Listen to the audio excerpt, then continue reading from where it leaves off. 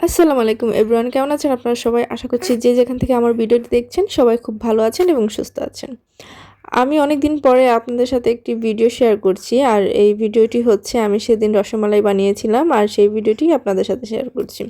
আমি প্রথমে 1 কাপ গুঁড়ো দুধ নিয়ে নিয়েছিলাম অ্যান্ড সেটাকে আমি হচ্ছে ঘি দিয়ে একটা দইয়ের মতো বানিয়ে নিয়েছি।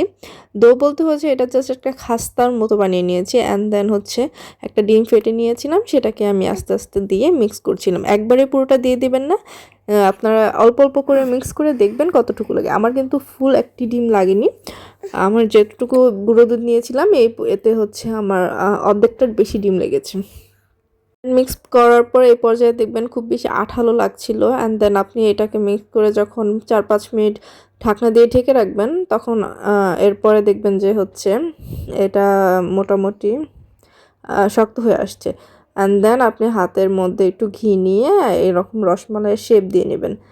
আর আমি এখানে দুধ জাল করে নিয়েছিলাম। দুধটা অবশ্যই ঘন করে জাল দিতে হবে, কারণ রসমালাইয়ের কালারটা আমার কাছে কেন যেন সাদা সাদা হলে ভালো লাগে না।